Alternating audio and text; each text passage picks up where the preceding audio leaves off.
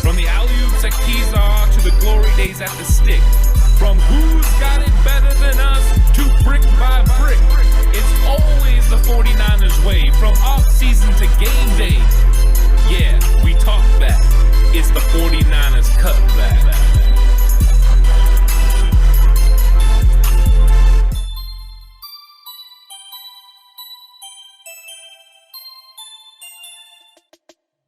It's 49ers Cutback Podcast time, and today we continue to break down players in the draft. Another one that is big for the 49ers is cornerbacks, and that's what we're going to break down today.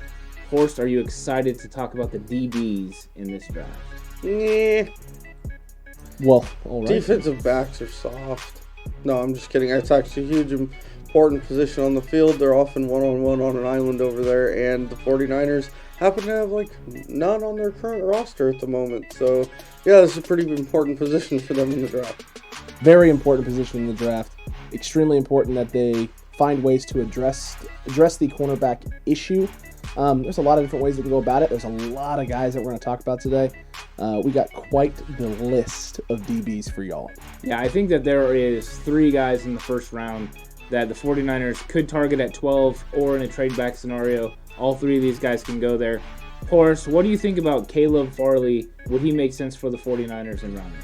Yeah, I think Farley is the best corner in the draft.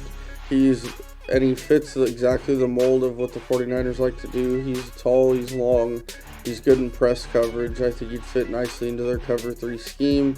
To me, he's the only corner actually for sure worthy of being taken 12, but I don't know if he's going to last to 12. I would say that's fair. I think that's fair too. I don't think he's going to be there at 12. I think someone is going to take him for sure very early, a little bit earlier, maybe not very early, but I would say he's going to probably go in the top 10. And I don't think he's a guy that you would trade up for. No, but he's definitely a guy who's got a lot of skill at the position. He can do a lot of different things. You don't have concerns with him with athleticism. He's a guy who played quarterback in high school, so he's a smart player, cerebral. He can move around. He was a dual threat kind of quarterback in high school, so he's got the athleticism. He can kind of do a lot of different things, and it just shows, honestly, his versatility. Going from quarterback to cornerback, that's a big leap from high school to college. He also played receiver. He did. So, I mean, he can kind of do it all. Cover's great. He's got the cerebral mind. He understands the game, coverages, where to be, where to look. And pretty good ball skills as well. Yeah, he's got an excellent skill set. I think that he's a good player. He's got good height and weight. He's somebody that I think is a top-level corner in the league, once he's drafted. I think that some team is going to do well with him, so it's going to be nice. Hopefully, the 49ers take a look at him and decide if he's the guy. I know a lot of guys, a lot of the fans are deciding whether it's better for Farley or the next guy on the list, Patrick Surtain. I think Patrick Surtain is a good player with excellent skill set who has that legacy to go with them. So, I mean, he's a possibility for the 49ers also at 12. Horst, what do you think about Patrick Surtain?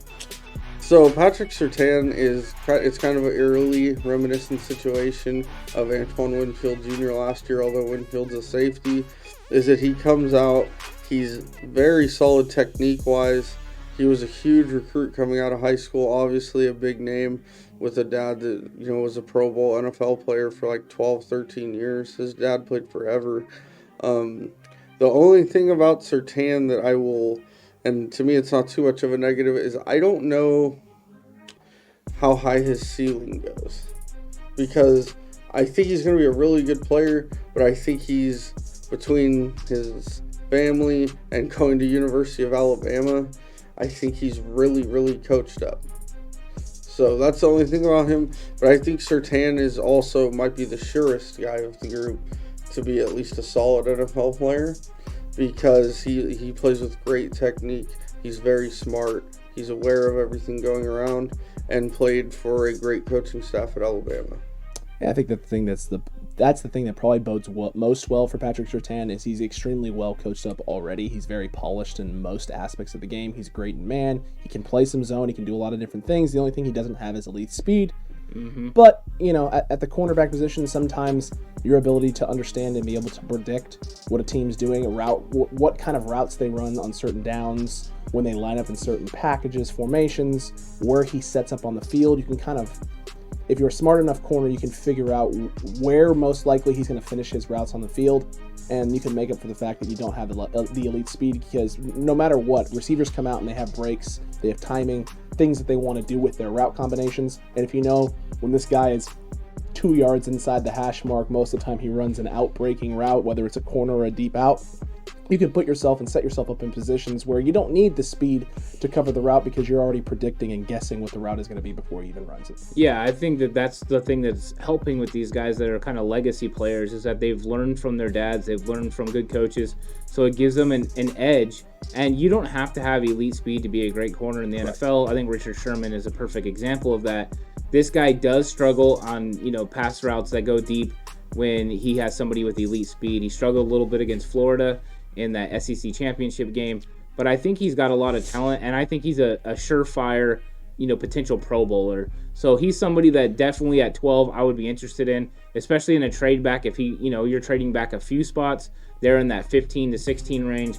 He would be somebody that you're going to take a shot at. But I think he has good hands. He's very physical when he plays, and I like the way he does have good route recognition. He's able to, decipher what the offense is doing and then play against it. So he's somebody that definitely makes sense, because I think he's more of a start right away guy than some of the other guys that are developmental as we go through the draft. So he's a guy that we can get going.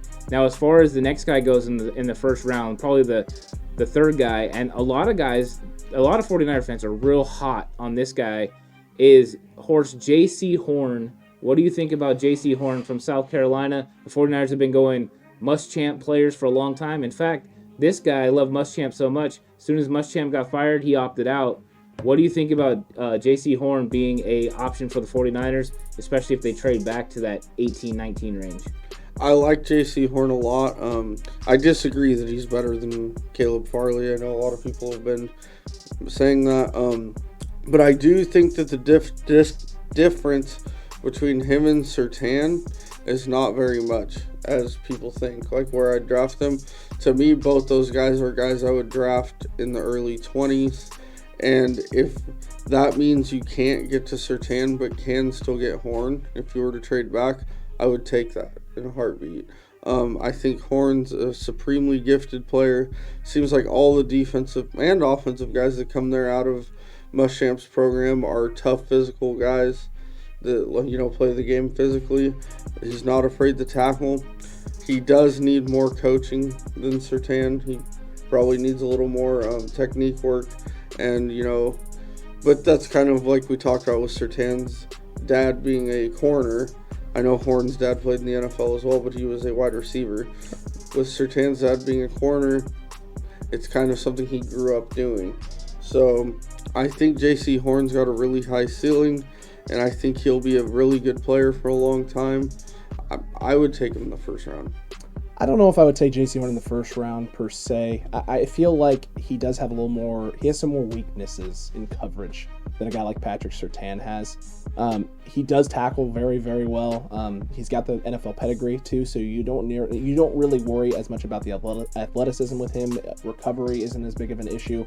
But he isn't as reliable in coverage sometimes as he should be. Sometimes he makes some mistakes here and there. I just think J.C. Horn, while I do like him, I'm not as high on him as I was a few weeks ago. As I watch film, I don't feel at 20, because I do feel like Horst said he has some technique issues that he has to clean up, some footwork stuff he's got to clean up. He doesn't move as fluidly as some of these other two guys up in the top, or as some of the guys behind them. But they have concerns in terms of just physicalness and some of the things that Horn doesn't have. I'm curious to see what he ends up running in his 40. I think that if he runs anything in the 4.4, this guy's going to maybe elevate himself just above the other guys. I'm not sure, but I think that he is a good player. He's kind of rising on my board as he's going down on yours. He's kind of rising. I like some of the physical traits that he has, and I think that some of the rawness is just us looking at potential. He has the potential to actually grow beyond the other two guys. As a player, I kind of like him. I like his aggressiveness. I like his physical style. You're going to need one of these type of players. So that's why these three guys make the most sense in the first round for the 49ers, because you're going against DK Metcalf. You're going against that big wide receiver, and you need somebody that can play against him. We saw when Ahkello Witherspoon stepped up physically against DK Metcalf at the end of the year. He played tremendously well. This guy's a lot stronger than Ahkello Witherspoon, but you definitely need somebody like that. One of these guys would make sense in the first round if they decide to go corner. And then after that, there's a lot of options, though, in the rest of the draft for the 49ers. And there's another legacy guy that's going to be at the end of the first round or in the second round. True. Is Horst Asante Samuel. What are your feelings about Asante Samuel Jr.? I'm actually a big fan.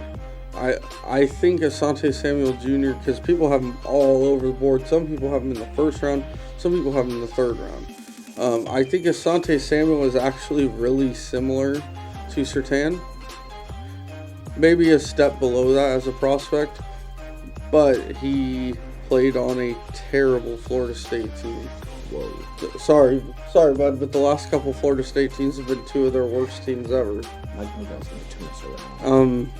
So I think that really hurts him playing on that team.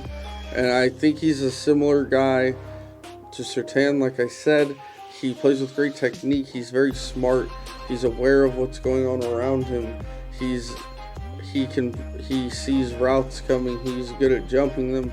And if they don't take a corner first round, at that 12 pick in the second round, if Asante Samuel Jr. is sitting there, I would really think about taking him. Absolutely.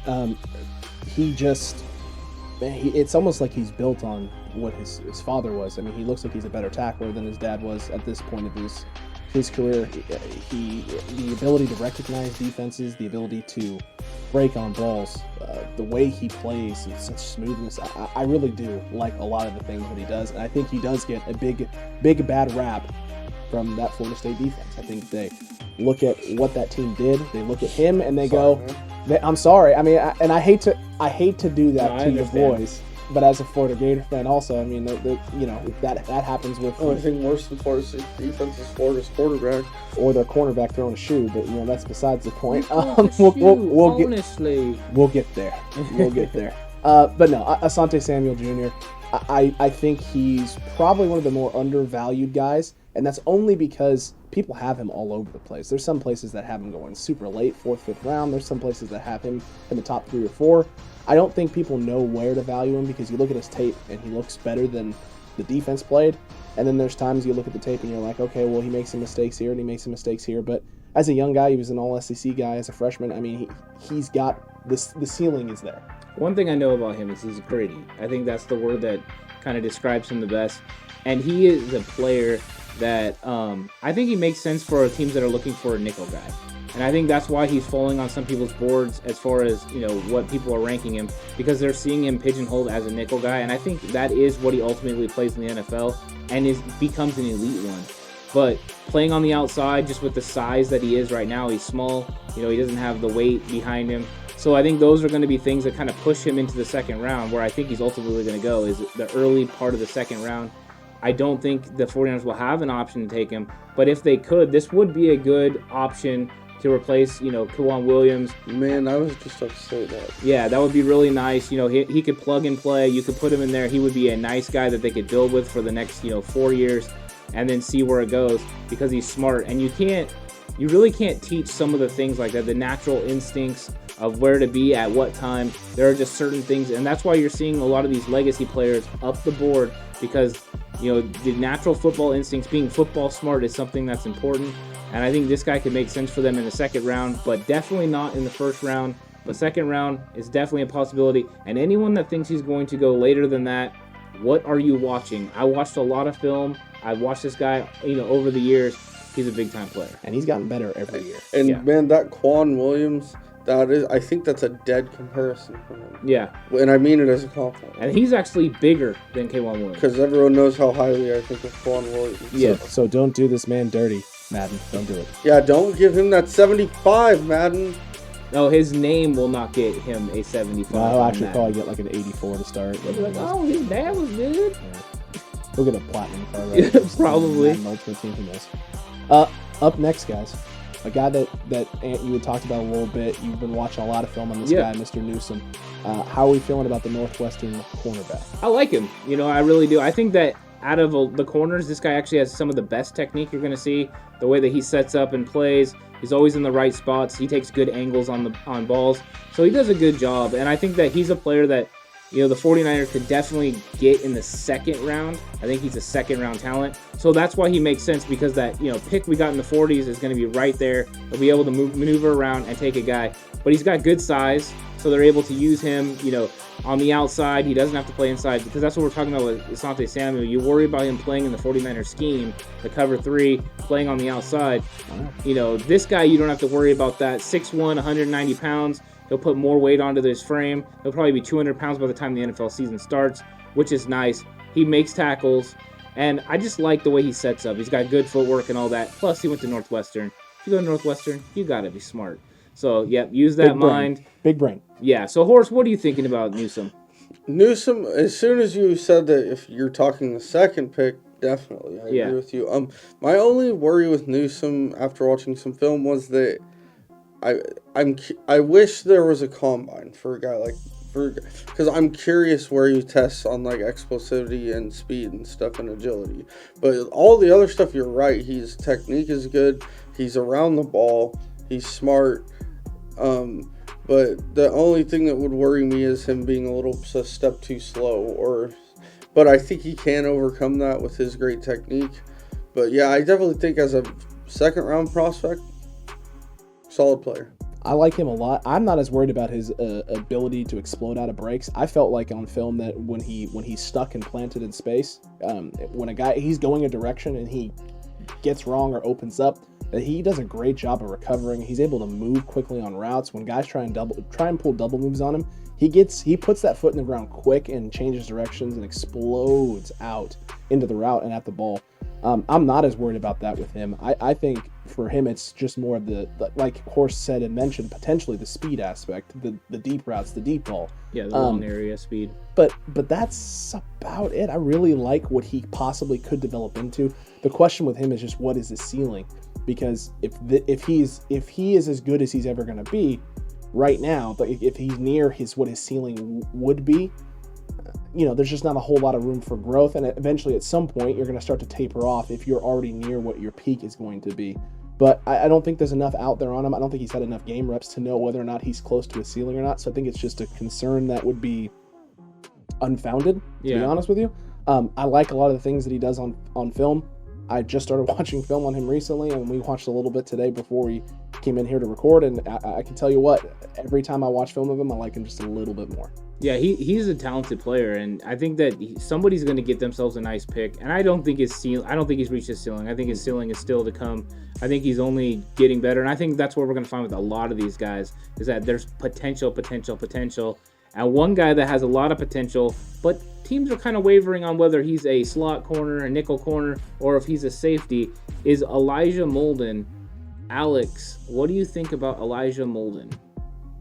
Intelligence, film study, intelligence. Yep. The guy does all of it.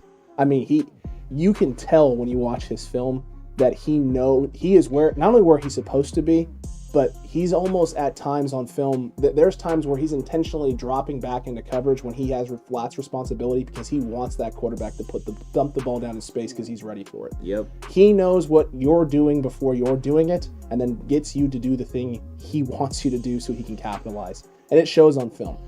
He knows exactly where he's supposed to be. You put it on the slide, nickel, he'd be a perfect fit in our nickel package. He can play in the slide. I don't think he's going to be very limited in what you can do with him and where you can play him. His intelligence and understanding of the game is next level, and I think that bodes well for him in the NFL. Even if it's not in San Francisco, wherever he goes, this guy could break out. What do you think, Horst? Molden, I think, is a very top-level nickel prospect.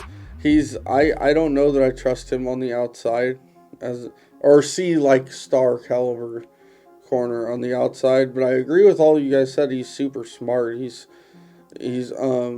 great technique, effort, all that kind of stuff that you want to see.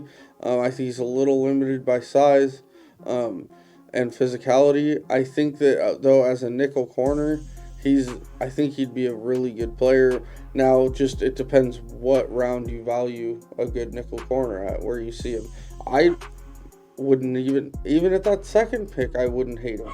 Yeah. You know, because the Niners, unless they're, because I'd say bringing back Quan right now is a long shot, or K1. Yeah. Right now is a long shot, and they need one. So and it's an important position in today's NFL. So I don't want people to take me labeling someone a nickel corner as a shot, because every team needs one. Well, I mean, we talk a lot about the linebackers playing, only the Sam linebacker only playing 20% or 25% of snaps. That means you have a nickel corner on the field the rest of the time. That's why it's so valuable in today's NFL. I think this guy translates perfectly. Watching him set up on film, the way that he, just scours the offense and finds exactly what's going to happen. A lot of times he knows what routes are coming before they actually come. Route recognition is at 100 for him. And I like this guy a lot. To me, he reminds me of a guy like Tyrann Mathieu that can play in the slot and then eventually translate to a free safety. I think that's what I see his career trajectory being in the NFL. So this is a guy I would 100% love to take. If for some reason we were able to get him in the late second round, early third round, that would be fantastic. The 49ers would have to make a trade to go get him, but I would 100% get him, because you cannot teach the skill set as far as knowing where to be at every single moment. Some guys are just film rats. This guy is one of those guys, and it's going to show in the NFL. I don't care if he's fast. I don't care if he's big. He's in the right place. And as long as you're in the right place, you can make big-time plays in the NFL. Big-time players make big-time plays. Big-time games. Next guy on the list, Ifeatu Melifonwu. Struggled with that one for quite some time. Junior cornerback out of Syracuse, guys. Ant, we'll start with you. How you feeling on them? Like him. I think that he's big, he's strong, he's fast, he's rangy. I like the 6'3". He's almost 6'4". Yeah, 213 pounds, so he's got the right size. He'll probably put a little bit more size onto his frame. You're talking a 220, 225 pound cornerback. This is what you the exact same thing you were looking at with Ahkello Witherspoon, except he has the size. But he's rangy just like that. I think he could improve his physicality a little bit, but I do think he was more physical than Ahkello Witherspoon. So I like this guy. I think he could play very good in his own scheme, but he also has some press man skills. So he would fit nice with the 49ers, especially with them kind of tailoring their defense to go back and forth between press man and cover 3. He would be a nice pickup for them in the second round, possibly third round, depending on where he falls, because he's a good corner. If you guys saw me laughing, it's because I was literally going to say, think of a more polished, more physical Ahkello Witherspoon when I was describing him. It is the same number.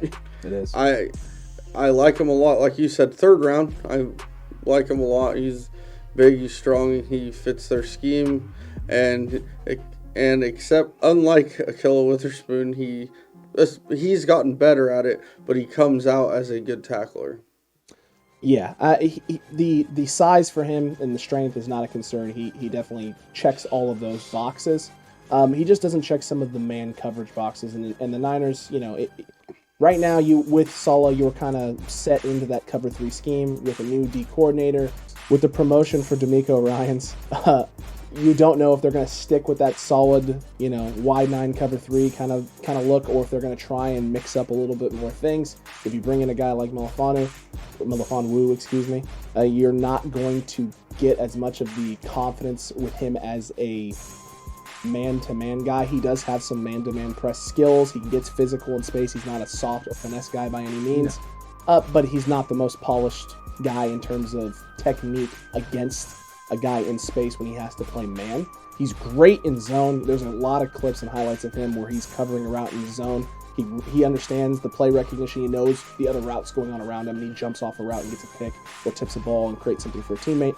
So he is wonderful in zone coverage. He has some concerns and issues in mans. That limits him, and that's why he drops down some boards. But in that third round, he's great value there. And I think it's interesting that the 49ers actually have his brother on the roster right now playing. He's going to be a safety, at least through training camp, but he had second round potential. I think that's where this guy is, a late second, early third. There we go.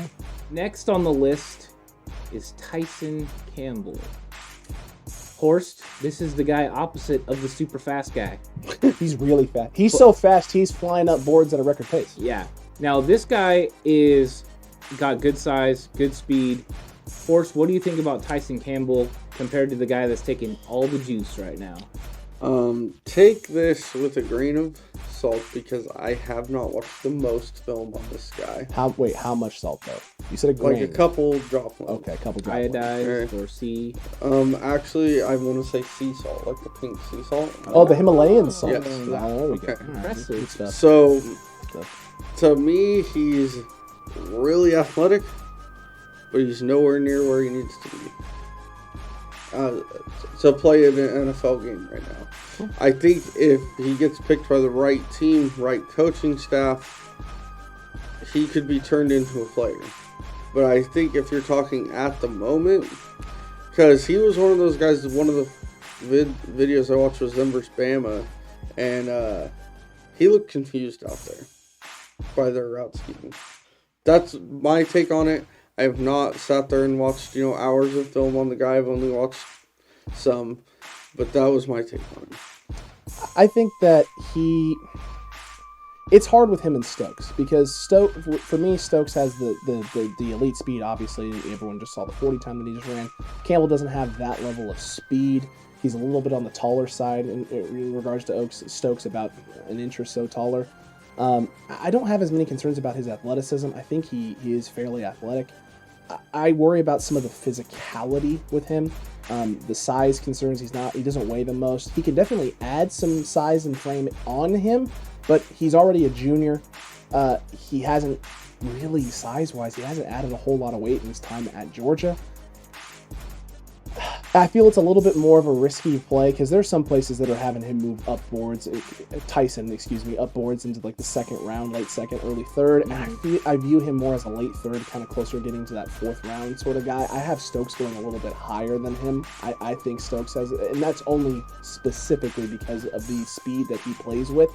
But he is a greedy kind of guy as well. When he really, really goes after the ball, he knows how to get down to space. He does pretty good against the run as well. Yeah, I'm going to compare both of these guys against each other because they played opposite, and I think that they're both good players. They're pretty much the same size, like you said. And the fact that Stokes is flying up boards because he's so fast is crazy to me because I believe Tyson Campbell's actually the better player. He's in the right spots more. He's always finds the right places to be. Also true. I think that a lot of times we get enamored with speed, and we allow people to go up the boards. I'm not enamored with the speed as much. I enjoy speed. That way if you make a mistake, you can make up for it. But I'm more, especially with the corner, I'm more worried about, the close area quickness, things that you have to do in the short area to make sure you can close on footballs and stuff like that. I think both of these guys are solid NFL prospects, especially in rounds 2 or 3. I think that's where both of them should go. But more than likely, Stokes is going to go higher because of the speed. If Al Davis was alive, this would definitely be a Raiders pick. But and probably in the first round too. I think that both of them are good players, and they find the ball and they make plays. That's one thing that a lot of the corners, some of these guys just don't have ball skills. These guys both do. Whenever the ball is there, they'll make a play on it, and then they can both take it to the house. But I like the way that they've played and flowed with the defense and are able to be in the right spaces at the right time. I think both of them would be an option for the 49ers if they're there with the compensatory pick. I think Campbell could be. I don't think that Stokes will be. At this point. Where's the compensatory pick? At the end of round 3. Yeah. The one thing I was going to say is, how often do corners run 40 yards in a straight line? Yeah. Never. Only on the deep routes. But they start out backpedaling, so Correct. That's more important. Right. The 40 time can be overrated. It's just the makeup speed. Correct, and I think that's part of it too, and part of the reason why Stokes is who's the next guy we're going to talk about. Why Stokes is going higher, I think, than Campbell too, isn't just the speed.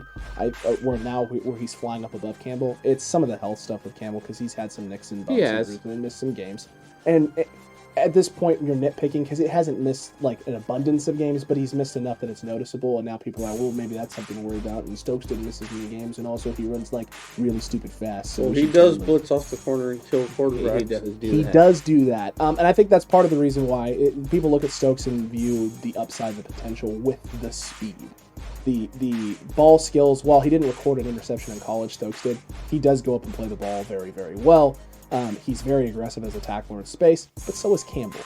And it's really hard with these guys. This is why, for me, Stokes is probably not the guy that you can get because he's going to go earlier. And why Campbell fits in better is they're very similar in terms of size and skill set. I would say that I feel Campbell's slightly more polished than Stokes, maybe in coverage. But Stokes can make up for not being as polished because he's really fast. And I think that's the problem, right? People are equating that he's that fast that he'll be able to stop like Tyreek Hill. That's the first thing they start thinking is like, oh, he'll be able to stop the fastest guys in the league. And shut down corner. He can keep up with all of them. That means nothing. I think the thing with Stokes is it's also unfortunate for him that he ran that 40 as far as career trajectory. Now, obviously, you get paid more the higher you're drafted, so in that regard, it's good for him. The unfortunate thing for him is that now he's going to get drafted late first, early second, and that's the spot where people expect you to come in and be a player. Right now. And I don't think Eric Stokes is a player right now. I think Eric Stokes is more of a developmental guy that had he not run that 40 was a 3rd to 4th round pick. And I think he's a guy that has a lot of talent and could be turned into a good player. But I fear for him that he's going to, get thrown to the wolves out there because of where he gets drafted. And he's going to get burnt a few times. And the fans, wherever he's at, are going to crap on him. That's what I fear is going to happen to him. I hope not. I mean, I'm not a hater. I don't want to see guys, fail. You've seen it for years with different guys that run these crazy 40s, offense, defense, whether it's Darius Hayward-Bay or Fabian Washington, the corner from the Raiders, if you remember. That's kind of what happened to him, was he got drafted higher than he should have been. I found it funny that we just listed two guys with the Raiders. Well, if you want me to get better, Phillip Buchanan. Oh, there you go. What a nice guy. And they get drafted higher than they should, don't perform to that draft status right away, and people crap all over them. And so you mean to tell me that if Justin Fields runs like a 4.3 or something like that the Raiders are going to trade up and take him? Not anymore. Dude's dead. No, that's... Yeah. Rest in peace, sir. Rest in peace. Up next on the board, Aaron Robinson. I haven't watched as much film on this guy, so I'm not going to give a lot of feedback here. I'm going to let you two handle this. Mr. Robinson, how you guys feeling? I like Robinson. I think, like it says on the, it's a really close to a great last name in Robertson, Yeah, it is close. On the slide, it says press man. And I think that's the thing, is he becomes an option for the 49ers if they're looking to expand the press man coverage. Absolutely. If they're going to sit into the zone like they were, at the first part of Saleh's tenure there, then this isn't the guy for them. But if they're looking for somebody that is going to be able to play press man and play opposite of Jason Verrett, and you're going to want to change things up a lot, then he makes a lot of sense for them because he can do that. He's very skilled. I think he's underrated because of where he went to college, and I think that people will take a look at his... But they're the best team in the country. Yeah, they won a national championship. Clearly. I think that, people will look at his skill set, though, and be like, this guy's pretty talented. He's got good technique. He's always seems to find the right place to be, which I like. I think that he's a 3rd-round pick. That's where I think he's going to land. And I think he'll be a good player for somebody. And I think maybe even a steal eventually. Like, people will be like, wow, this was a great pick. But only if he gets in the right system. I don't know if that's San Francisco. It depends on their philosophy. Aaron Robinson was actually an Alabama player for his first couple of years. Decided to transfer and go win a national championship at UCF. Smart move. Incredible. Who would have thunk it? But, when he was real buried on the depth chart at Bama, understandable because they have great players there. Surprising. Went over to UCF, almost instantly became their best corner. And he's, like you said, I actually like him a lot because, like I was talking about, he's feisty, he's tough, he's, one of those guys. He reminds me a lot of Nickel Roby-Coleman. Oh. That didn't pass interfere against the Saints. Yep. Now, Nickel Roby-Coleman, I've watched so much of him because he was a USC guy. But he reminds me a lot of him coming out of college, watching his tape. Middle round guy. He's never going to be the best corner on your team, but he's a solid guy to have on your team. But like you said, he's a scheme fit guy. I don't see him fitting on the Niners. I'm a little more blunt than the way you put it, unless they totally change their scheme, like you said. But I feel like you said the with same what the thing, Anthony. Niners ran last year, I don't see him fitting on the Niners. Right. Fair enough. Next guy, cornerback out of Minnesota. And you're a big fan of Mr. Benjamin St. Juste. I do Oh, like hunch him. looking. I do like him. That's called a stance horse. Yeah. Looks like he has bad posture. No, I he has. mean, Who cares about Shoulders posture? look a little rounded forward, but for the most part, it looks You solid. know what that actually is? That's called being relaxed. Looks like he has really He's long relaxed. arms, though. He does have really long arms, and that's why the slide says very long horse. I don't know that you're talking about arms. He's 6'3", 200 pounds.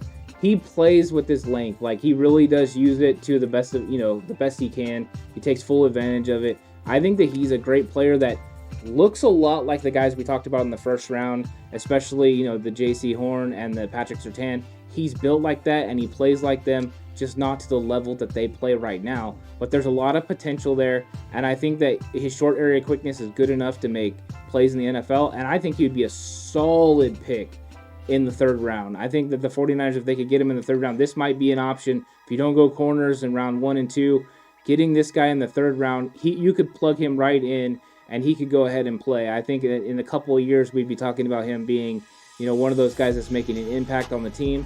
And as long as the pass rush is back, this guy will flourish in that 49ers system.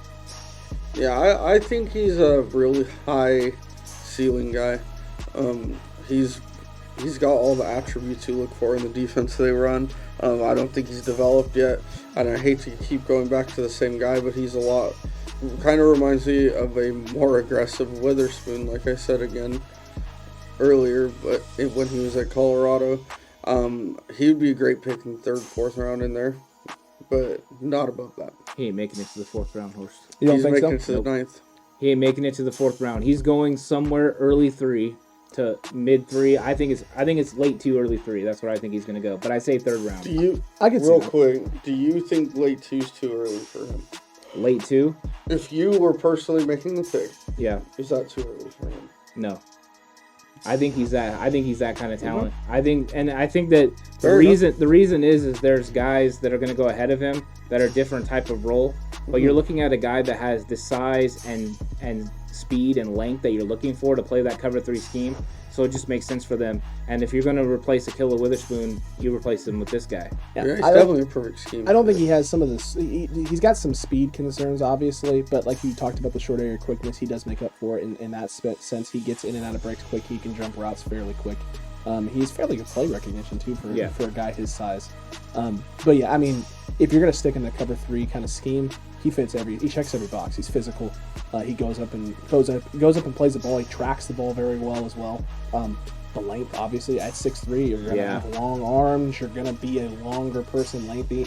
And he's not one of those guys who's 6'3", who plays like he's 5'11", or 6 feet tall. He's a 6'3" guy who looks like and feels like he plays at like 6'5", 6'6". He looks big out there. Like him a lot. I don't like him as much as another big corner that we're going to talk about here in a little bit, but he fits everything that you're looking for in a cover 3 wide 9 cornerback. And the 49ers, if you're sticking that route, you got to take a look at Mr. St. Juste. Yeah. Next, guys, from the Ohio State University, a guy that's kind of all over some boards too, because there's some places that have this guy listed as the best cornerback in the draft. Shaun Wade. I think we let Horst talk about him first because this is Horst's favorite guy, cornerback in the draft. Huge fan. He's accomplished something that no one else ever did. 2 years in a row, the MVP of a BCS game for 2 different teams. Once for LSU, once for Alabama. I'm not a fan, but to be honest, the only thing I've watched is those 2 big games he played in. He got torched. So I haven't watched as much film on him as these guys, because every time his came up, I was just like, man, I don't like this guy, and didn't watch it. So I'm sure he's played better games than the ones I've seen him, because he's ranked at least a 3rd round pick on everyone's board. So I'm sure he's had his good days, but man, did he pick the wrong days to have his bad ones. Yeah. One of the big things that people talked about is that he's rarely out of position. So you literally caught him in those worst of his worst games, because very rarely does he make big. He's still crucial chasing Devonte mistakes. Smith. I'm aware of that. There's a reason Devonte Smith won a Heisman Trophy, though. Also, he was pretty talented on a really good team. I think he has a lot of upside, though. I think he has a lot of potential. I think he's pretty underrated because last year, in 2020, if he had just come out, he would have been one of the top 50 players, maybe 100 players in the draft. Right.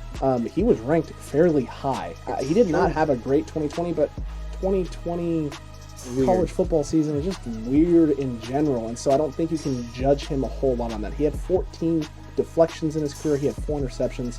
He has great ball skills, great play recognition. I think he gets a little bit of a knock because of his junior campaign this year and just the way it ended. It's just a sour note. It doesn't look great. I think if he had been a senior and you'd give him a chance in the Senior Bowl, I think all doubts on him would have been erased completely because he's a very intelligent player. I really don't care what happened in those national championship games. I watched the film and I've seen how he plays, and he's in the right spots. He has flexibility to play inside and outside, which is something you can't say about a lot of these guys. I mean, we were just talking about St. Juice, and he can play on the outside, but he can't play on the inside. So you got Shaun Wade that is able to do that and play at a high level. He's a very talented guy, and he's able to, play press man. He's able to play zone. So there's a lot of flexibility with this guy, and that's what I like. I like flexibility, especially when you're not sure on what coverages you're going to be running, or you want flexibility to run different coverages. We're talking about replacing Quan Williams.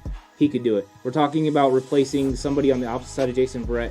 He can do it. I think this guy reminds me of Jason Verrett, not as far as talent, but as far as the way he plays. I think that he has a room to grow and could get better, but in the 3rd round, this guy is a home run hitter. For that type of talent, this guy should really be at the top of the 2nd round, but he's not going to be because of some of the questions like Horst was talking about. And I think that's why that this draft is kind of a crapshoot, especially with guys who didn't play or played on limited amount of reps because of how COVID was. This is going to be an interesting draft, but somebody's going to hit home runs on some of these guys. I think this guy might be one of them because I think he has a ton of upside, and a coach that I trust a lot when I watch cornerbacks with looked at this guy and told me so far he's the favorite corner that he's watched in the draft. There are some sites that have him as the number 1. One question for you about him, because in all seriousness, guys, I really haven't watched film on him outside those 2 games, so obviously I got a bad impression of him. So, what makes him good? Like, what happened in those games? Like, why? Well, number 1, he's not going to get a lot of safety help in those kind of games. Okay, number 1 against Alabama, they're trying to stop Najee Harris.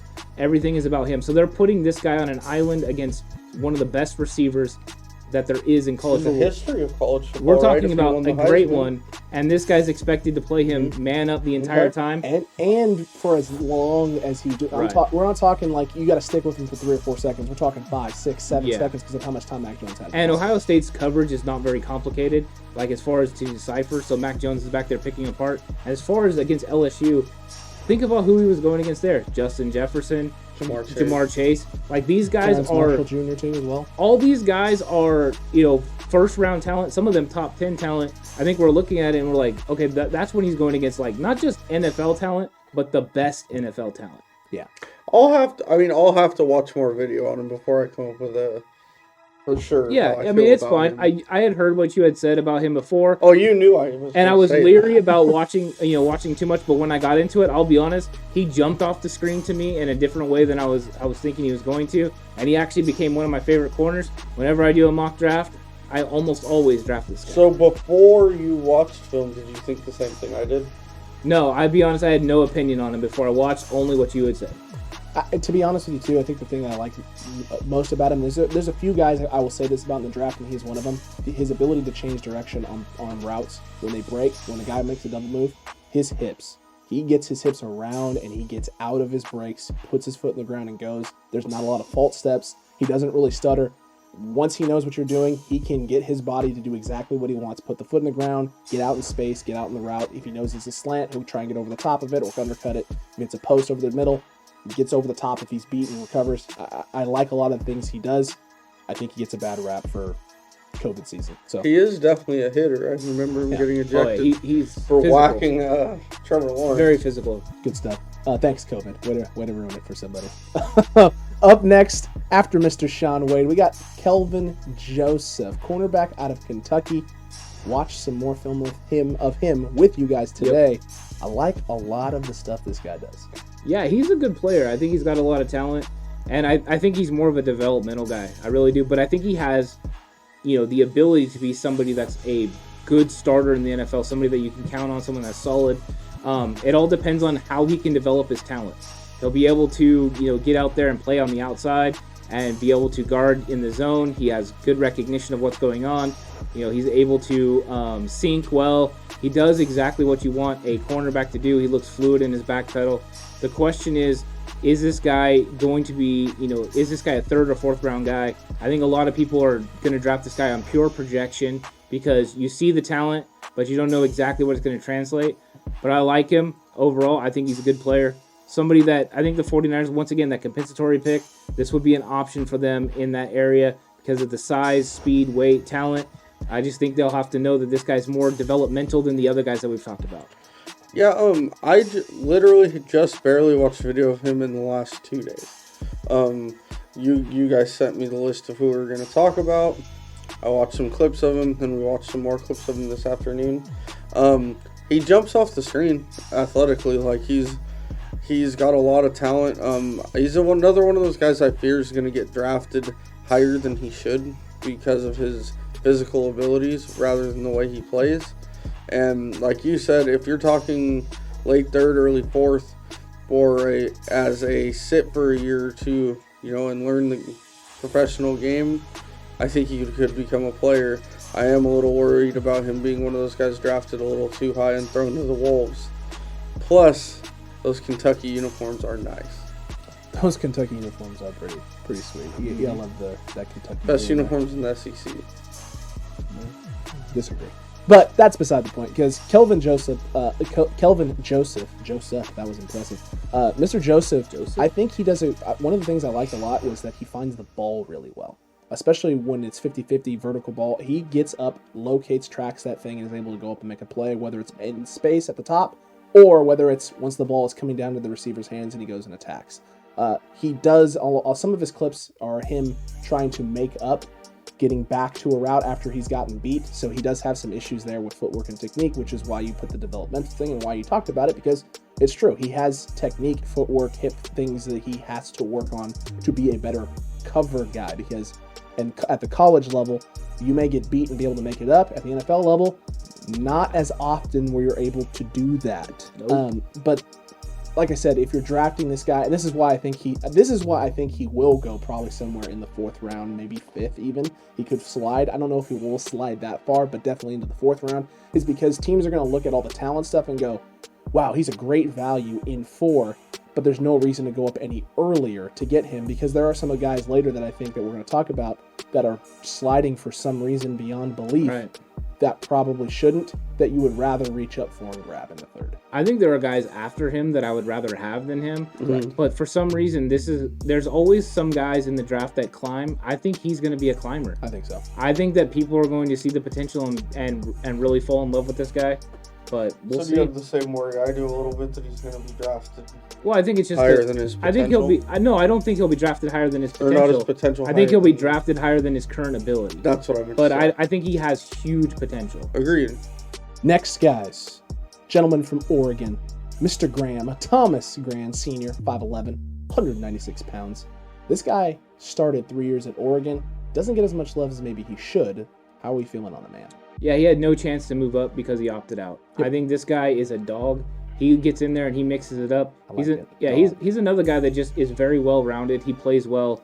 I liked watching him on film, the way he kind of just was always in the right spots, made sure he was making the reads. You can tell he's a guy that can decipher what the offense is doing. He understands route combinations and route schemes, what the offensive coordinator is trying to do to defeat him, and he makes plays. I think he's a guy that can translate into the nickel. So he's a guy that gives you flexibility to play on the outside. He's not, he's not huge, he's not big, but 5'11" is, big enough to play on the outside in the NFL.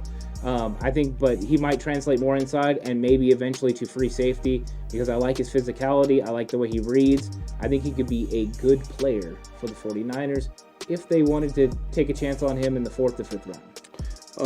He comes out of Oregon, a school known for dominant defense. Love those jerseys. And he's, those are hideous.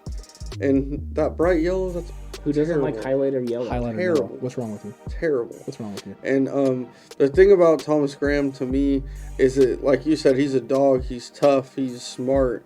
He's all those things that you want. And he seems like one of those guys that's real coachable. I don't know how for an NFL player, he might be a little bit limited physically, talent-wise. That would be my only issue with him. But he's the kind of guy you want on your team. I think he's the kind of guy that, even if he's not a top-level starter, will play in the NFL for 10 years. Because he's just that type of guy. He's got that type of fight in him. Right. You said you like Jamar Marshall, right? Or not Jamar Marshall. What's his name? Terrence Marshall? Terrence Marshall. No, the guy from... You're talking about Jamar Taylor. Jamar Taylor. Sorry. Jamar Marshall. It's a track star at Arizona State. Sorry. It's true. Or Arizona. He's got a basketball game tomorrow. He does. He's super fast. He's from our area. My apologies. But you say you like him, right? Mm-hmm. Taylor. This guy is Taylor on steroids. So this is what you said. Okay. I think this guy is better than Taylor. Fair That's enough. the only reason I'm bringing up that analogy. Because I said how much I like. Right. So I just wanted to bring up that I think this guy's a little bit better. Well, a lot better. Yeah, I would agree with you there. He can play both inside and outside. He fits really, really well in the nickel scheme. You can move him around and do a lot of different things with him. Led the FBS in pass deflections as well with 40 through his 3-year career, 3 years of starting at cornerback for the Oregon Ducks. I mean, you said dog, that was the right word. He gets after it. Some places are actually kind of knocking his tackling, which I thought was weird because when I watched film, the thing I thought was this guy has no concerns or issues with tackling. He might be one of the better tackling DBs and willing tackling DBs in the draft. I love a lot of the things he does. It's funny. It's funny that this is happening with some of the cornerback positions with guys who have opted out who are kind of falling down because I don't think this guy should go anywhere near where he's going to go. Right. I think he should go higher. But that isn't the case at the receiver position. Guys who opted out this year are still top of the class. I mean, Jamar Chase is the name that pops to mind. He's still top of the class in terms of the receiver position. I feel this guy should be up there as well. I think part of it is that the DBs, the corners are deep this year. Yeah. The receivers aren't as deep as they were last year. True. I think this DB class is a lot like the receiver class was last year. It's very deep. You can get a lot of talent later on in the draft, and that's what we're going to see, especially in the middle rounds. You know, everyone's like, 49ers need to pick a corner. Don't worry if they don't get someone in the first 2 rounds. There are plenty of guys from 3 to 6 that could be big-time players in the NFL. Agreed. Absolutely agreed. Next up, one of the members of the Bang Bang Hood gang, Mr. Trill Williams, one of like 6 guys in this draft, including the guy we just talked about who love wearing hoodies. Yep. While they're out there covering those DBs and smothering them on the field. And you're a big fan of Trill. You took him in the mock draft we had. I absolutely love Trill Williams. There's a lot of questions on whether he can play the nickel, in the NFL. Opportunist is great. He's the ultimate opportunist. That's what I put. If you guys are looking at the slide, yes, I made that. Those are all the things that I believe. I think he's, number one, he is a large nickel. And a lot of places are saying that he needs to, play on the outside in the NFL. I don't think so. His short area quickness is fantastic. The way he breaks on the ball, fantastic. The way he finds the ball, fantastic. I call him the ultimate opportunist because he likes to make plays. Strip sack or strip fumble, return it for a touchdown, interceptions. He can blitz. This guy can do it all. In the late rounds, I would absolutely 100% make this move, put him in the nickel, and know that we're established. That way we're set for years to come. I like him. I think, in my opinion, this is my favorite nickel corner in the entire draft. And that's saying a lot because I really like Molden and I like Asante Samuel, but this is my favorite guy. I was about to say, Trill Williams is one of the first, second round guys, is one of my 2 favorites. He's fun to watch. He always seems to end up with the ball in his hands for a defensive guy. He's quick for how big he is, for how long he is. He's quick in short areas. He's, I think he can play outside and inside, but I agree although he's not the normal size for a nickel corner, I think he can be a good nickel corner. But like I said, my favorite thing about him is that he always seemed to come up with the ball in important situations, whether interception, fumble recovery, fumble strip, if you watch his video, he's always making a play. I think it's also a credit to that Syracuse, whether it's the DB coach or their D coordinator at Syracuse, whoever it is, it might just be their DB coach. That's probably a name to watch because both corners they have there did an incredible job this year, and I know their defense struggles a little bit, Some of that may be on your offense too, not being able to perform and produce, pass Right. rush. It could be any number of things. But that cornerback room at Syracuse this past season was incredible. Trill Williams included in that. The play recognition for me is what stood out, because I think that's part of the reason why he was in position as often as he was to go after the ball, make plays, understanding weaknesses on film with guys in terms of when this guy gets the ball in space and he's about to get gang tackled or he's running into 2 or 3 guys, he's going to be a little careless with the ball. I can go in there and make a play. And just the ability to do that on the fly, in game, live. You know, when you watch guys in the NFL, in college, punching out footballs when guys are running, it doesn't happen that often. I mean, it happens, and it happens a lot more than it used to happen, but not every cornerback in the league has that skill set. Right. Not every player in the NFL has that skill set, or K1. college. Right? K1, yeah. So, for the most part, when you see a guy who can make plays like that and do that, that adds value for that player at that position, because that's a guy who can create turnovers and create havoc. Even if you're not getting the ball back, when you throw to that side of the field, everyone has to be on high alert, because at any point in time, if you slip up, relax for just a second, he's going to capitalize. Yeah, I mean, that's why he's one of my favorite guys. And I think that this guy would be an awesome fit for San Francisco. Don't disagree with you there. Next, the guy from Michigan, Ambry Thomas, 6 foot 83-pound senior, extremely athletic. Yeah. Like him a lot. I think one of the underrated things with this guy is his leaping ability, his athleticism. He gets up and goes after the ball in space, especially at the high point. He's one of those guys who, at 6 foot, 5'11", 6 foot, I mean, it's not the tallest DB in the world, but you look at him and you think, oh, we could take a shot here with the big receiver, and then you throw that 50-50 ball up there, and all of a sudden you're like, oh, never mind, we're not doing that again. I think that's the biggest strength he has. I think he's got a lot of other areas of concern, and opting out in 2020 obviously didn't help him, and he's going to slide down some boards. I think I think people should look at him as a developmental guy, but the nice thing about him is he's a developmental guy who you don't have to worry about necessarily as much the over-the-top stuff, because even when he looks like he may be out of position, his athleticism makes up for it, because he can get his hand on some footballs that he has no business getting his hands on. Yeah, he's a talented dude. You know, I think that he plays a lot bigger than his size, and I'm sure we're going to see a weight a lot bigger than 183 pounds. Oh, nice. You know, when he comes in and they weigh him and all that in his pro day. I think that he's going to be a solid NFL player. I don't see the elite traits that I see with some of the other guys, but he's a guy that I definitely think, you know, wouldn't be a bad option on teams. He could be the second corner.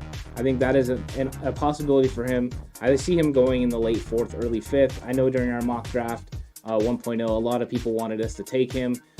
We chose not to. Maybe we'll take him in the 2.0 that's coming up, you know, this Friday with all the trades and everything. We will see. We're going to maneuver our way around the draft and pick guys. Could we pick this guy? Maybe. Could we also make 20 picks in this draft? Possibly. Could he make sense for the 49ers? I think he could in the right spot, but I don't think, in my opinion, unless this guy slides to like late 4, early 5, I wouldn't touch him. But I overall, I don't hate the player.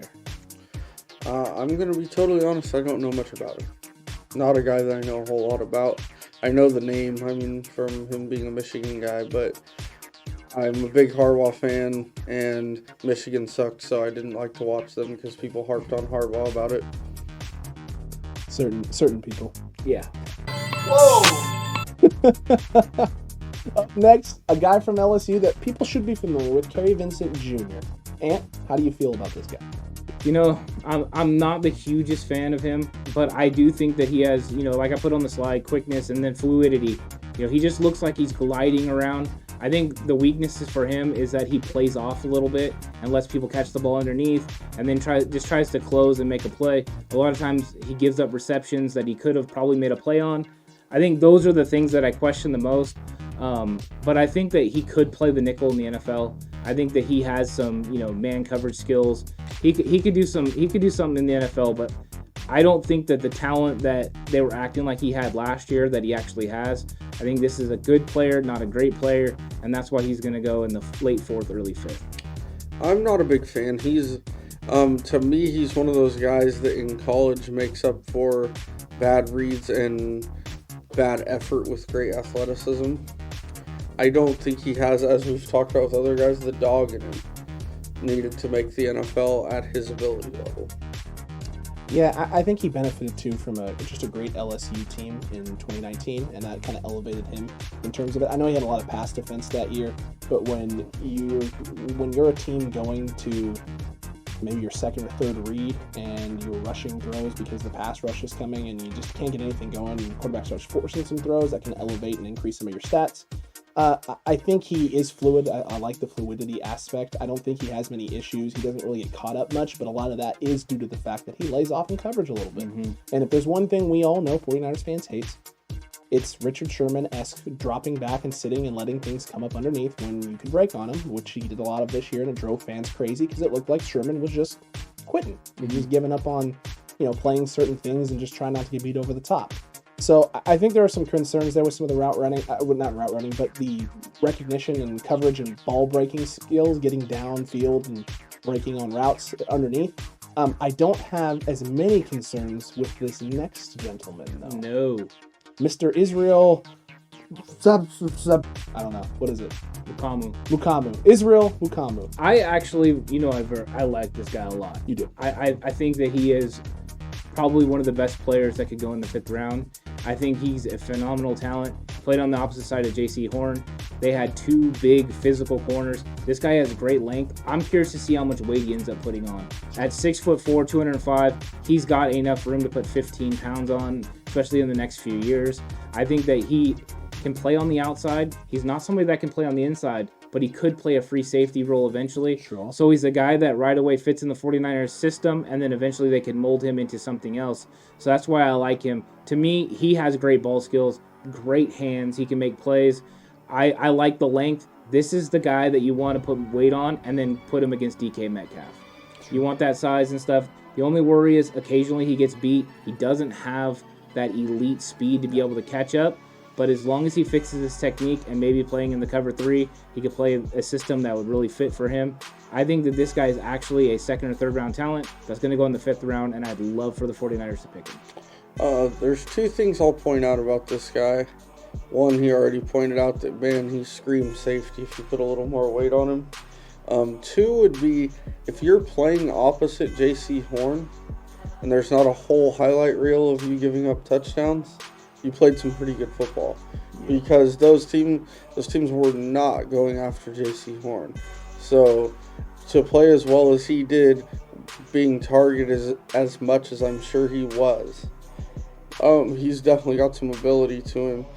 I don't know about his short area quickness. I agree with you that he probably cannot play inside. But as far as the outside, I think he's got a tremendous amount of upside out there. I think he's a guy that's getting slept on a little bit. Some stats for you, since Horst just said that people probably target him a lot. In 2019, he only allowed 19 catches on 286 possible snaps. And the kicker, 13 of those catches were for less than 10 yards. Yep. Absolutely incredible. And that was a 2019. That wasn't 2020. That was 2019. He's another guy that part of the reason he's getting slept on is he only played 4 or 5 games this year before he opted out just to prepare for the draft. Did he opt out when Horn opted out? I think it was about they did the same time. when Muschamp got fired. Yeah. Muschamp got fired. They were both like, deuces, we're out of here. We're not doing this. This is nonsense. Man, this guy is huge. He's every bit of the cover 3 kind of mold. He does have some things he needs to clean up, but he's extremely physical. He is really, really physical, and with his size and his frame already at 6'4", 205, if he adds a little bit of muscle on top of it, he was already dominant and physical at the line of scrimmage. He won a lot of his press coverage stuff. He gets guys off of their routes, and quarterbacks a lot of the times drop back looking, time to go somewhere else. That could play very, very well for the 49ers, because if you got a guy like him who's able to be physical and press and not get beat over the top, so he's able to do both, get back in the cover 3, be physical when he needs to be physical, that's going to make Jason Verrett's job a whole heck of a lot easier on the other side of the football if you decide to stick with the Jason Verrett. He reminds me a lot of the young Brandon Browner. Ooh, I like that. Yeah, I think if you put on some more size, you're right. He's that kind. I think he might be a little bit faster than Brandon Browner, but that's a good comparison. But Brandon Browner before he went crazy and ended up in prison. Yeah. Very, very true. Next guy is a Stanford Corner, guys. Woo! We're getting some vibes with the next gentleman, Mr. Paulson Adebo. Yeah, this guy is... I think he's getting hurt by the fact that he opted out in 2020. If this guy hadn't opted out and showed a little bit of improvement on some of the things he needed to work on, this guy could easily be a early second-round pick. Yeah, he could even... Trying to get easily and early out at the same time. Remember I said there were two guys here that I really liked? Yeah. This is the second one. There you go. Yeah. I know the Richard Sherman comparisons are easy because of the Stanford and the size, but he really does have similar traits coming out. The one thing I really remember is he ate Michael Pittman. He did. Michael Pittman could not do anything against him, and it was really irritating to watch, but that's why I remember him so well. It's that he really gave USC a hard time in 2019. Yeah, good instincts, like intelligence. I think that's the key, right, is the intelligence that you just can't teach. We were talking about earlier with the Northwestern guy, now we got the Stanford guy, and they just have natural ball skills. This guy catches the ball like a receiver because he was a receiver, just like Richard Sherman. Another Sherman? Yeah, I don't think he is Sherman because I think this guy's more athletic than Sherman. Yes. This guy plays different than Sherman because I think he's actually quicker and has a little bit different, skills. That's why I'm surprised to see him possibly going in the same round as Richard Sherman, because I think he's a better talent overall coming out of college. It doesn't mean he's going to equate into a better player, but he's definitely a better talent coming out, and I think he could be a big-time player. He's one of these guys that I think right now he's a much better zone corner than he is a man corner because he is susceptible to getting beat against double moves. He doesn't have the cleanest hip fluidity and footwork against routes and man coverage, although he's extremely physical, and if you play him in press man where someone's not able to get into double move action as often, he's a little bit better in space, but he has one of the best ball tracking, ball skills of any corner in this draft. He is a machine. When you watch his highlight and watch his highlight tape after this, it looks like the quarterbacks are throwing the ball to him. Yeah. That he's in the perfect spot, the ball goes up, he goes and gets him. It's like, does the quarterback know who he's supposed to be? Because it looks like a perfect ball right to Adebo. It means he's running the route for the receiver, so he knew exactly what was coming. The smart kid went to Stanford? That's crazy, right? Who would have thought that? Up next is a guy who I have programmed Not a here. smart kid. I mean, the opposite of smart. Matter of fact, it's so bad that for his insert graphic here, instead of his initials, which I do for every one of these beautiful slides done by Mr. Robertson down there, instead of his name and his initials, I put Boo. Boo this man. Cost us a big game for the Florida Gators, and I have a lot of concerns about Mr. Marco Wilson, but I'll save my concerns and let you guys go first. Who throws the shoe? Honestly. I think that, unfortunately, that moment is the only reason we knew who he was at first. Well, not you, because you're a Florida fan. I knew. I honestly thought this guy looked good on film. I don't think he's like some, out of this world talent, but I think in the late 5th, early 6th round, he would make sense. I think, unfortunately, he's going to have to live with that situation forever, but if he could get into the NFL and then become a solid player, he could change the narrative on who he is, and I think he'll be motivated to do so because I don't think he wants to be remembered for that. But I do think that he's smooth, and I like that he's smooth in his back pedal. He's got good fluidity in his hips. He just looks clean when he's doing things, and he reminds me, he's a poor man Shaun Wade. That's kind of what I get from him. I don't see elite characteristics with him. That's why I think that he's like a steady, solid player. I see some elite character concerns. But characteristics, no. I think that he can be a solid player and a great value pick in that late 5th, early 6th round as somebody that you can put him in your system, develop him, possibly a year or two down the road. He could become either a nickel or an outside corner that you can count on.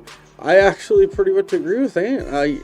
I didn't really know who he was except for the shoe throwing incident. If you remember right when you said his name, I was like, isn't that the idiot that threw the shoe? I said yes. And it was him. And to be fair, because I was against LSU, right? It was. If I had to listen to Farmer Fran over there talk the whole game, I'd probably throw someone's shoe too. He's cute. But Marco, when I turned the film on, I was pleasantly surprised with Marco Wilson.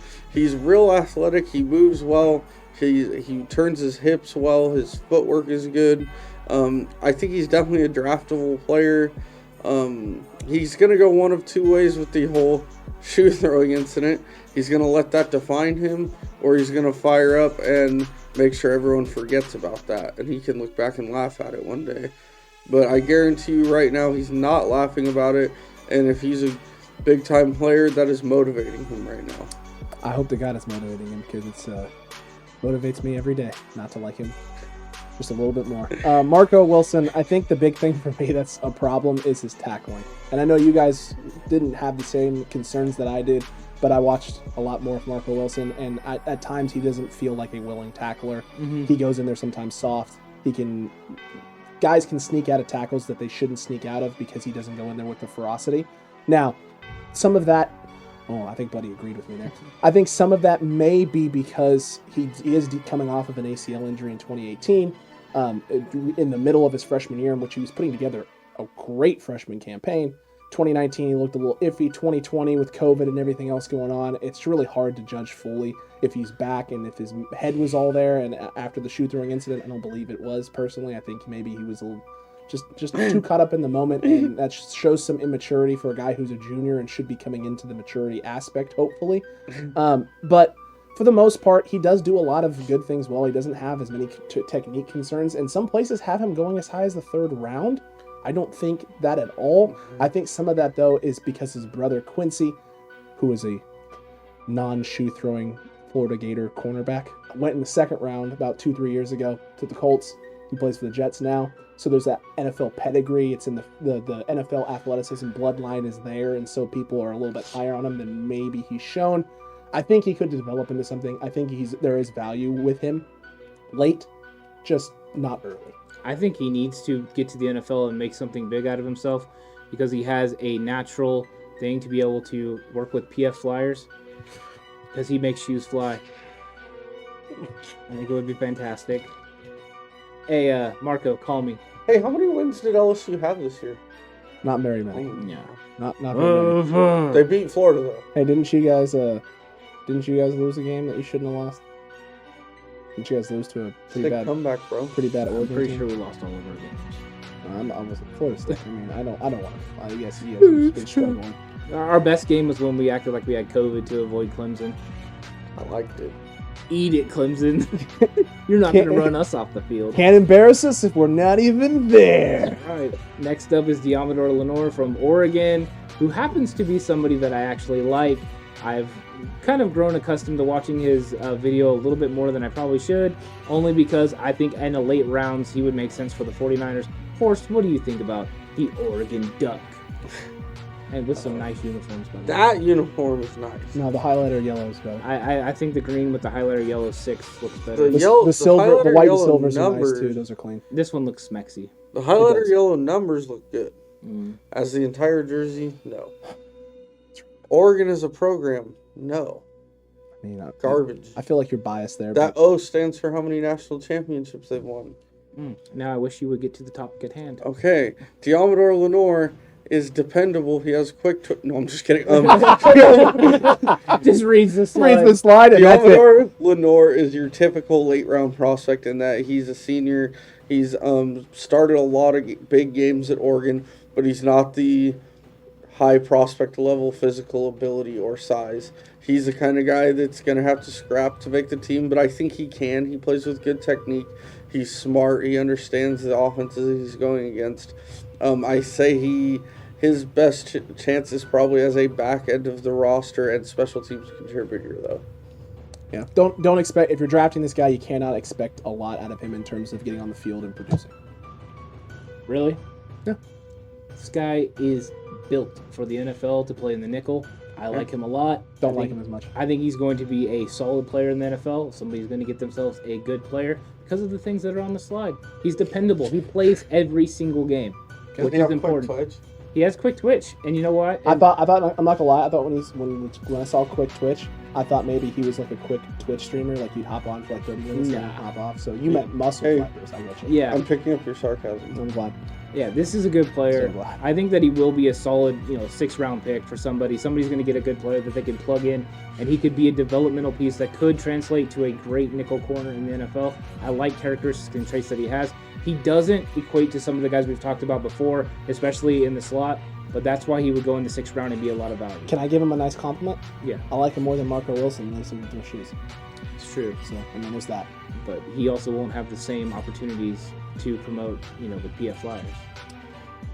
I didn't think about that before. See? Did not think about it before. The last guy that we want to in-depth talk about, Mr. Keith Taylor out of Washington, opposite of Mr. Keith Taylor is a really good nose guard. That's wrong name. Keith Trailer Wrong was name. not a nose guard. Yeah. Well. What about Robert Tractor Trailer? All right, I'm very confused by your... Well, I'm confused, and I think he's confusing Taylor for Trailer, but we gotta get the glasses. It's fine. Yeah. It's good. Ant, how do you feel about this prospect, the guy who played opposite of Mr. He's Mound?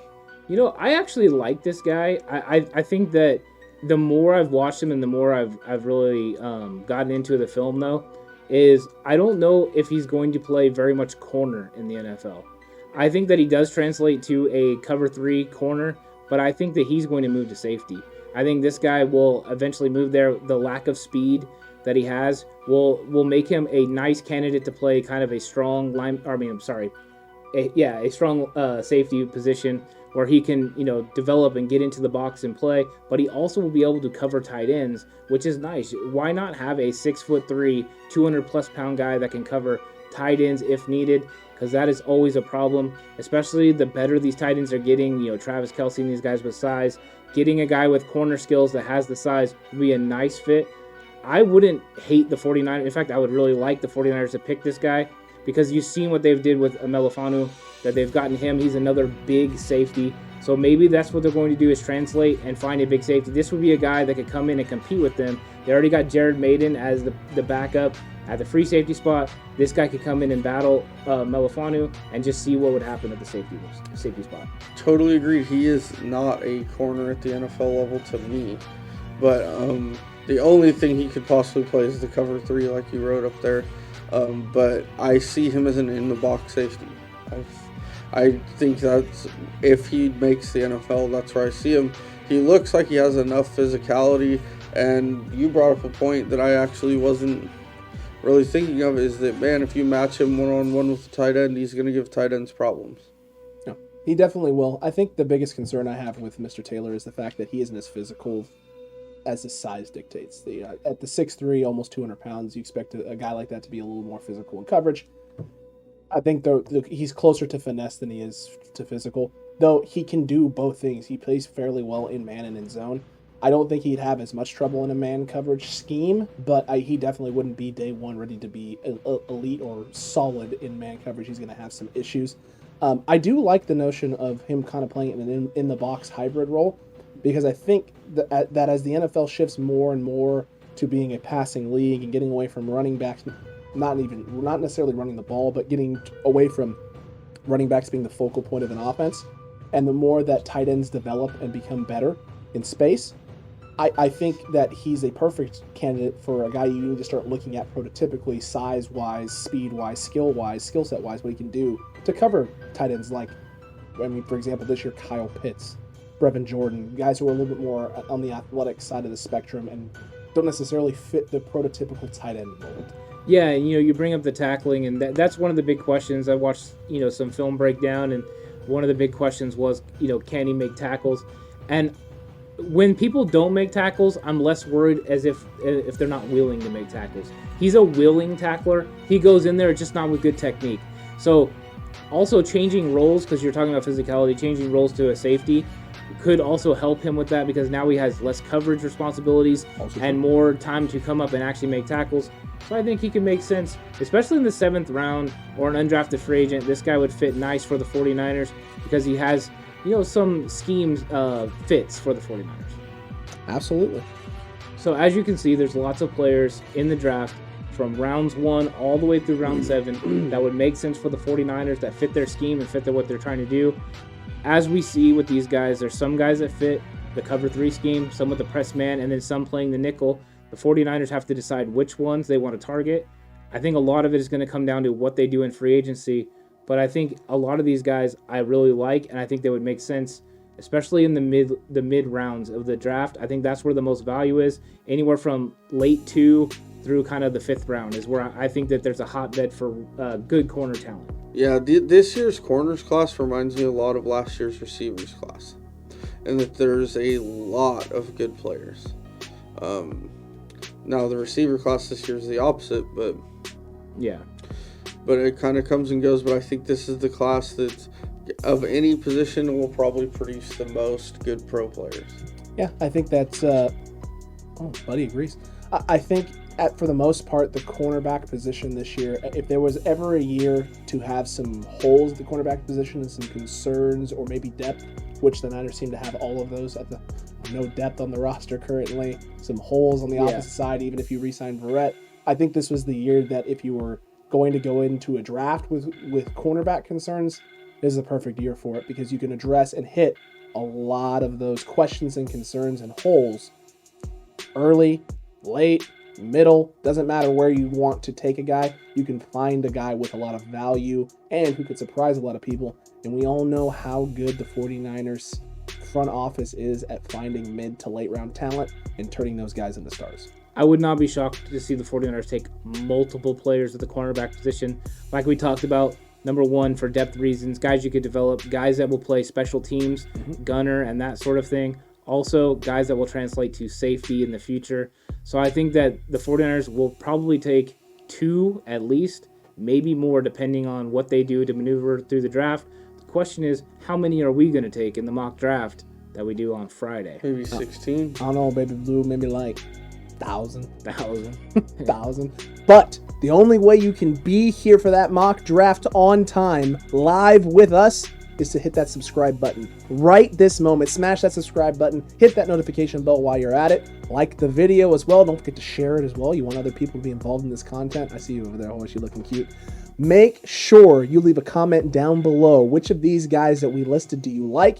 And most importantly, is there anyone that we missed that you think we should be considering going into our mock draft Friday? Because the only way we're going to be considering those people and taking a little bit harder look at them is if you let us know in the comment section down below. Yeah, I think with this cornerback class, it's kind of like 31 flavors. Everyone kind of has the guy that they like a little bit different. Sure. I'm curious what 49er fans think, because who really fits the scheme?